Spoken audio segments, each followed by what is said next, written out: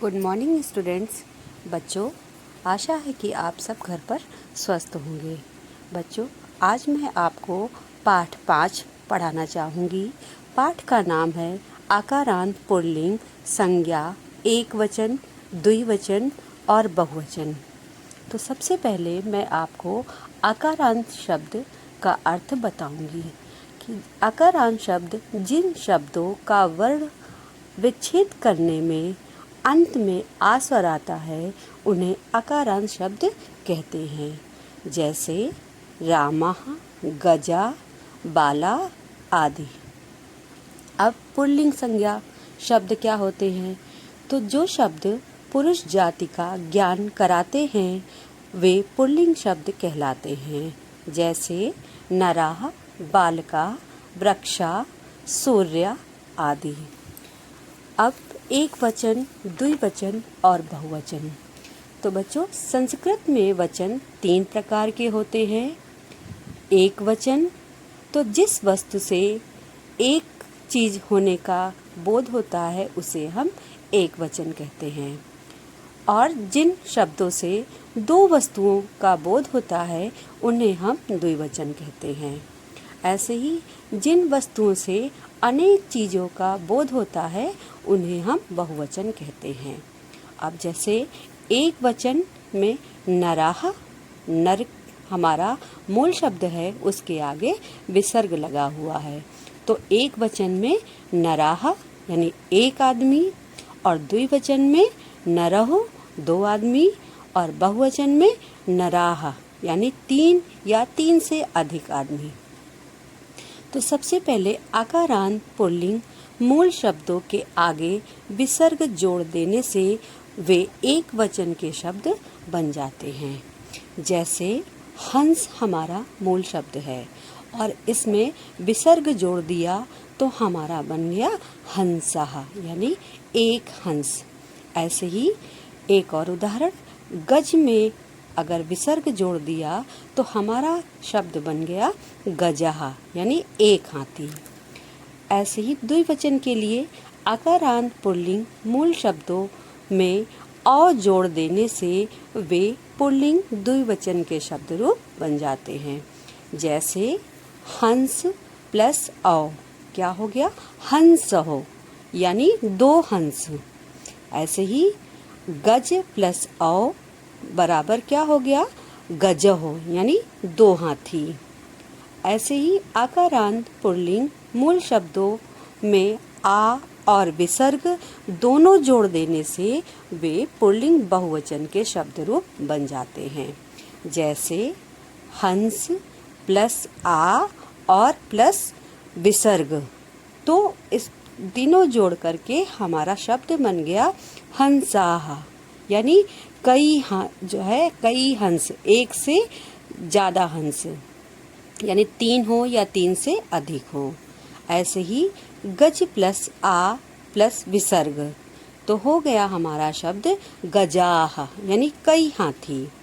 अच्छा बच्चों, ध्यान रखने वाली एक चीज़ है कि पुल्लिंग आकारांत मूल शब्दों में केवल विसर्ग से एक वचन, जब हम मूल शब्दों के आगे सिर्फ विसर्ग जोड़ते हैं तो हमारा एक वचन बन जाता है, और जब आ के साथ विसर्ग जोड़ देते हैं आह, तो वहाँ पर हमारा बहुवचन शब्द रूप बन जाता है।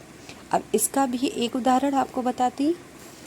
एक वचन में जैसे बालकः, अश्वः, व्याघ्रः। अब इसी को जब हम बहुवचन में आपको बताएंगे तो हो जाएगा बालकाः, अश्वाः, व्याघ्रः। अब बच्चों, हम चित्र के माध्यम से मैं आपको एक वचन, द्विवचन और बहुवचन का ज्ञान कराऊंगी। जैसे चित्र के माध्यम से हंस, हंसः यानी एक हंस है। अगले उसमें हंसः, तो यहाँ चित्र में भी हमें 2 हंस दिखाई दे रहे हैं और इसमें औ भी जुड़ा हुआ है, तो हंसः यानी 2 हंस। ऐसे ही अगले चित्र में हंसाः, यहाँ पर 2 से ज़्यादा हंस हैं, तो यहाँ पर विसर्ग भी लगा है और आ भी लगा है, तो यहाँ पर एक से ज़्यादा हंस हैं, इसलिए हंसाः। अगला उदाहरण, भक्ताः यानी एक भक्त, एक पुजारी। यहाँ पर सिर्फ विसर्ग जुड़ा हुआ है। और दूसरे चित्र में भक्तों यानी दो भक्त, दो पुजारी यहाँ पर हैं, इसलिए यहाँ पर अ जुड़ गया। भक्त मूल शब्द है, इसमें अ जुड़ गया, तो दो भक्त। अगले चित्र में भक्ताः यानी बहुत सारे भक्त हैं, यहाँ पर तो आ है और उसके साथ में विसर्ग लगा है, इसलिए ये बहुवचन है। ऐसे ही अगले चित्र में वानराः यानी एक बंदर, यहाँ पर सिर्फ विसर्ग लगा है। और दूसरे चित्र में वानरः, तो वानर यहाँ पर दो बंदर हैं, तो यहाँ पर सिर्फ मूल शब्द में औ जुड़ा हुआ है। ऐसे ही अगले चित्र में वानराः यानी कई सारे बंदर हैं। तो बच्चों, चित्रों के माध्यम से आपको एक वचन, द्विवचन और बहुवचन की पहचान हो गई होगी। अब हम कुछ उदाहरण और आपको बताना चाहूँगी, जैसे कपोताः एक वचन, अब इसका द्विवचन कपोतो और बहुवचन कपोताः। ऐसे ही अगला गजाः एक वचन, अब द्विवचन में गजौ और बहुवचन में गजाः।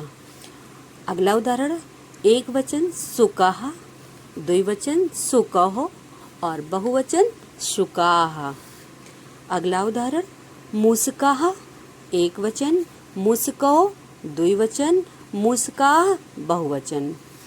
अगला उदाहरण, वानराः एक वचन, वानरौ द्विवचन और वानरा बहुवचन।